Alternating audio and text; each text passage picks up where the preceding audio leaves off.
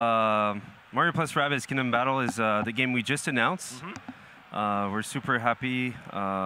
We were announcing the game yesterday at the conference, and since then we start to show a bit of the gameplay. Yep. So we're super happy to show today more of the basics and combat basics, exploration, and so that's what we're gonna do. And in terms of the game itself, so what happened is the Rabbids have just been teleported into the kingdom. A twisted version of the Mushroom Kingdom. Yeah, actually. and it changed completely the kingdom in itself by twisting it. So you'll have a lot of surprises and elements in the environment, but basically Mario doesn't know anything about the Rabbids when the game starts. So we're still at the beginning of the game here, but basically that's when things start to go a bit crazy with twisted elements. We even have this plant here. There's a bit special. So yes, we tried to recreate a very immersive world by using the misproportion. So you feel that you are small and in a huge environment which is enveloping you. And everything around you is animated. Like, for example, this plant, it's incredible because it's animated by hand, and it's following the music of Grant Kirkhope, which is the composer of the game. So it's one of the things that I love about this game. It's part of the things that Mr. Miyamoto, Nintendo, and us as well, Ubisoft wanted to see as well, the in terms of details, things that we wanted to play with. So yeah, let's go. And big part of the game as well is the combat itself. Yes. And when the players see those enemy flags in front of them, they know that they are about to play in a fight. Before we go in, actually, there is a couple interesting characters that's following Mario. let's talk about them a little bit. Yeah, so aside the big Goomba that has been almost played with because of the Rabbids and stuff, for the characters and the heroes themselves, so we have Mario, of course. He's a true hero. He's a fighter-like character in combat as well, so he's really strong almost everywhere. But we also have Rabbid Peach. She's a hot-tempered, quite fun of Mario, but hot-tempered rabbit. And a very strong personality as well. And Rabbid Luigi, the third one, he's a wizard-like type of character. He's really clumsy, naive, but at the same time he's quite dangerous in combat and as the game progresses as well. So yeah, it's a nice cast, and this cast is the beginning cast. So as you'll progress into the game, you'll unlock new heroes. So you don't unlock the heroes at the beginning, you unlock them throughout the adventure. Now, can we say what other characters there will be in the game as well? Sure. Absolutely. So the player will control 8 heroes. We'll be able to choose between 8 heroes at the end. So that will be the player's roster.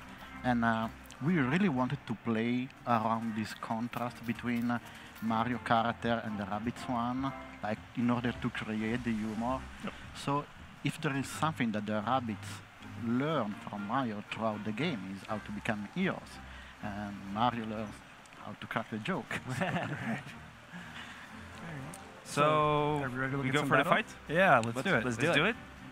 Yeah, go. definitely. So you switch from exploration mode to battle mode this way. So basically when you see those two flags, you switch to battle mode. And you don't control anymore directly your characters. You control Beepo, little cursor you see in front. And this little guy, in fact, is telling you, you can tell him where to go and the characters will follow. So that's a big difference between the two. And for us, it was a good match, you know, between exploration and combat in terms of the feeling we have. So let's go. As soon as you start the combat, a fly cam is showing you the battleground, but you can always use the tactic cam, which is a tool that will let the player observe the surrounding to decide what to do, the best move to take.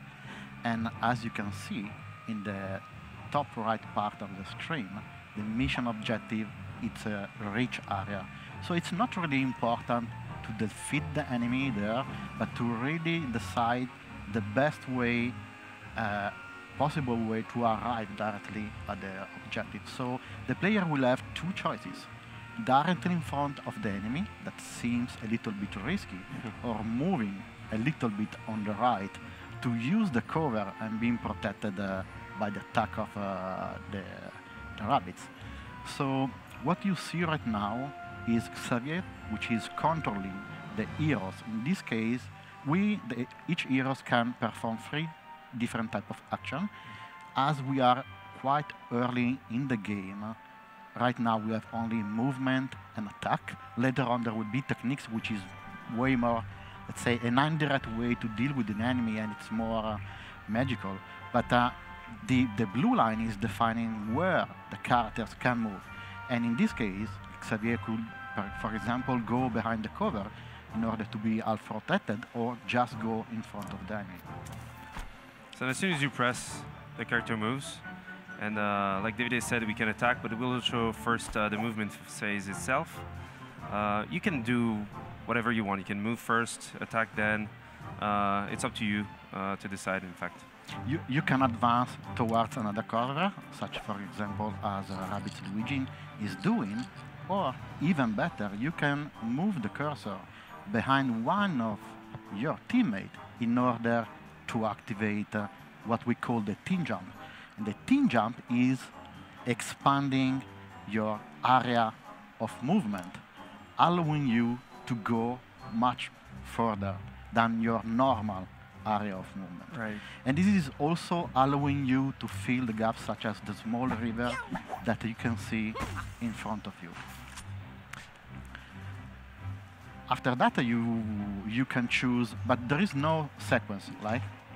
Exactly. So basically here, we just finished the movement phase, and now we can see in this fight that the enemies are positioned in a way to zerg you. They called Ziggies. Those guys don't have a lot of life points, but they're they dash you all the time. So it's good that I'm on the other side with Mario, thanks to the team jump. So when you're ready, you press A, you attack, and what you may have seen just over the enemy is the hit percentage. So 100% means 100% chance to hit. If they are behind a half cover, full cover, it changes. So we'll see that just later on. So I'll continue with the attack here, and even defeat the enemy in the process. He's zapped out, and in terms of story, basically they're not dying. They're going back to the hub as white rabbits. So we're actually saving the rabbits That's here. great. Then you feel good about defeating these absolutely. guys. That's the whole point, because I don't want to spoil too much about the story, but they have been controlled by a force. And by defeating them, you are removing this force from them. And they are part of the gameplay loop of the players, because they will go back to the Peach Castle, and the more you free them, the more they will build a structure that will help the player throughout their adventure. So we saw there Mario was attacked, but he's behind a full cover, so the enemy had 0% chance of hitting him. But the cover did take damage, I noticed. So. Exactly. So it's actually something really important in the combat itself. There are actually, aside one that we have later in the game, no cover that is really infinite. Like, they have this amount of damage, and if they get destroyed, you don't have any cover anymore to defend yourself. So for example here, if I go and attack this enemy, I know I'm not going to hit it. It's 0% chance, but just to show you the damage on the cover itself, this is a wood cover, so in 2 hits it's going to be destroyed. And the one you see here next to Rabbid Luigi is a brick cover. So this one is a bit more tough, so 3 hits. So basically, that's really important in the game itself to use this. The enemies will do it, you will do it, so... And this is cool because you can also use interactive element in the battleground, such as the Rabbids pipe. The Rabbids pipe really helps you to go in other places where you couldn't reach just with your area of movement. So when you use that Tacticam, spot those pipes, and use that to plan out your strategy. Exactly. So that's why the observation part is important, and we gave this tool to the player in order to really study, if they want to, the battleground. Definitely, it does count for you. You do have to explore a bit to really figure out that turn-based strategy and find out what the best advantages you have, especially in this new level and environment that you're encountering. Exactly. Here, it's even we showed some gameplay yesterday at the conference. It was just a fight after. This one is before, like David was saying, we don't even have the techniques. But one thing here that is really important for us in terms of design and philosophy was you see the water. This is creating a gap. So it teaches you to use team jump a lot. But the enemies do not use team jump. Those guys are dashers. You don't have Globetrotter. Globetrotter is the second archetype we have. They do team jumps. But here, we really want to show the player, like, hey, you can protect yourself. They will dash you eventually because they will take the pipe by the end of the map, trying to rush you. But it depends because according to where you are in the fight, we never know what the enemies can do. But they should do that in this map because, again, we wanted to teach you this is the way you can play as well. You can reach bigger zones and reach new areas, but also you can go over gaps like water. And this is quite cool. And later in the game, you'll even have height. So if you go up there, you have an advantage in terms of damage. So it starts to build up, We start to put the ingredients together. And this map is 30 minutes into the game, so it's really a good map to start to get those things. Yeah, the players are still learning here. Right. So it's really up to them where to move. They want to go directly against the enemy and risking to be dashed. But they maybe could arrive at the objective sooner, or they want to take maybe a more safer route like the one we are taking right now, because we are moving, helping each other using the protection of the colors. Right, and you had mentioned earlier that the objective for this battle is really to get to this final checkpoint. Yeah. There are different battles where you actually have to defeat all the enemies. So here, it's a tricky map. Of course, we're playing, we know pretty much the map, but for the player, it's going to be a first tricky map because they could take this as, oh, we like to defeat all the enemies.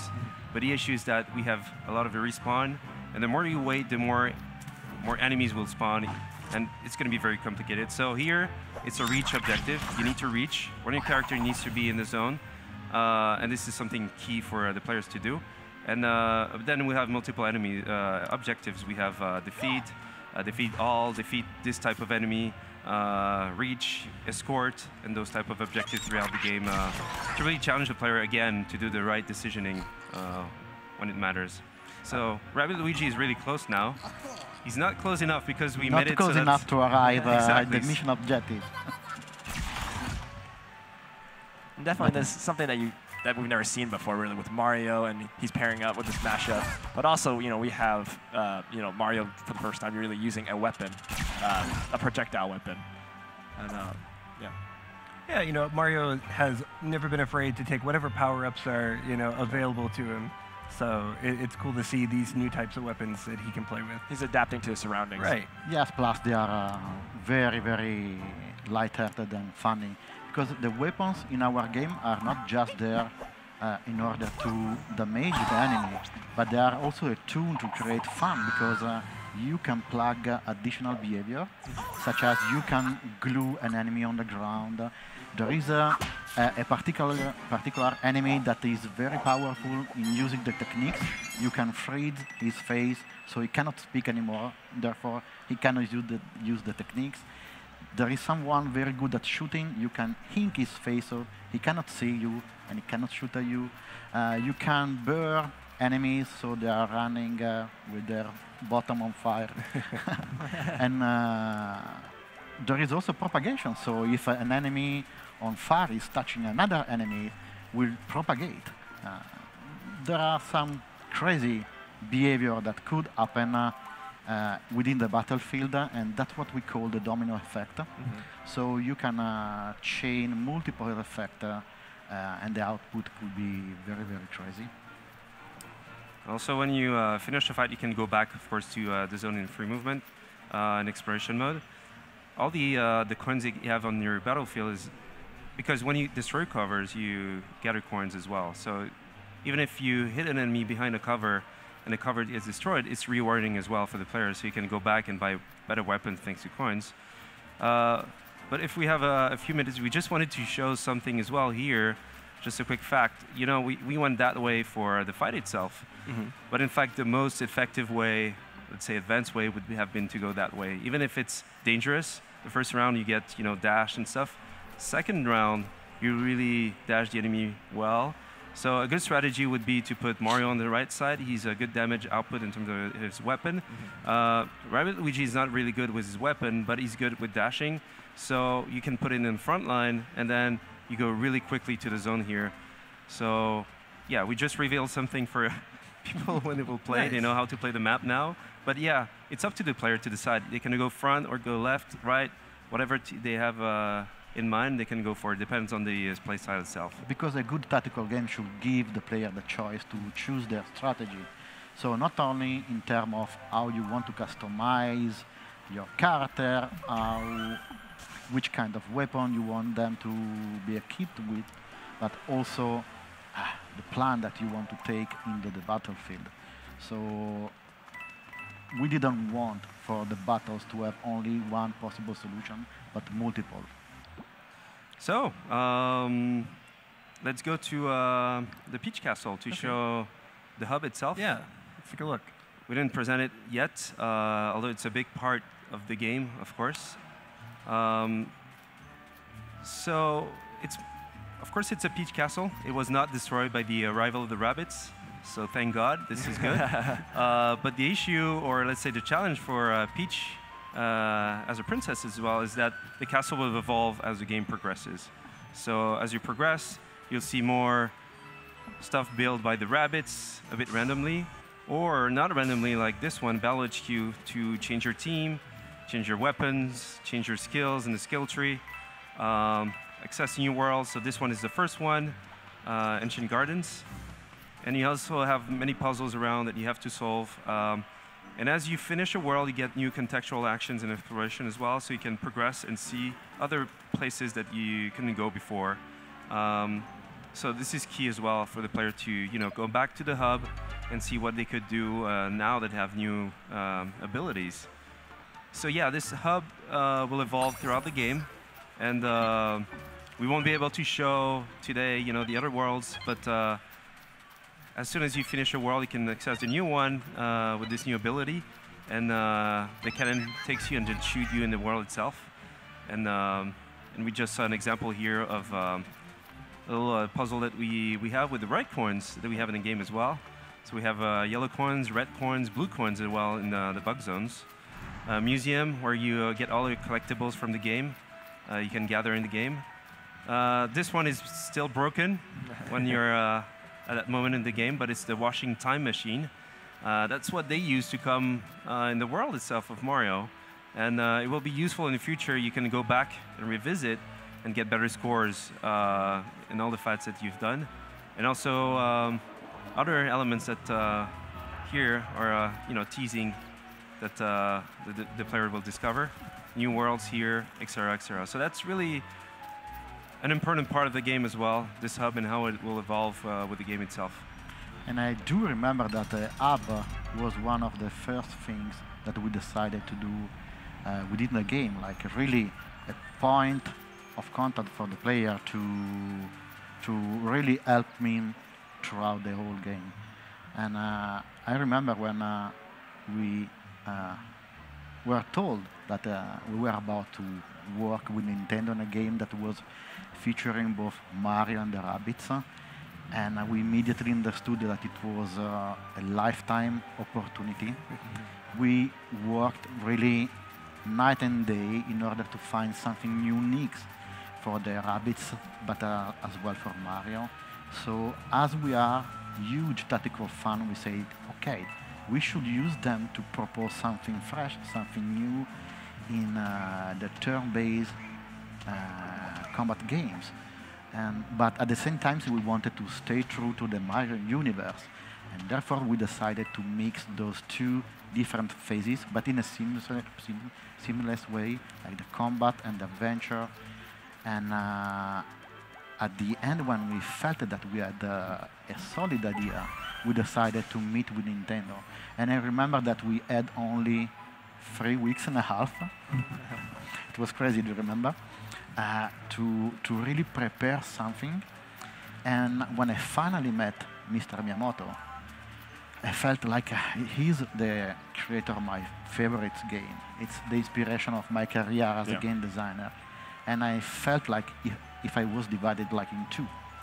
So the passionate Nintendo player and the Ubisoft creative director, the urgency to ask for an autograph and the responsibility to present the game the most professional way. Sure. But at the end, the effort paid off because he told me that he was impressed, and he keep asking how come that we had Mario and Luigi in our prototype.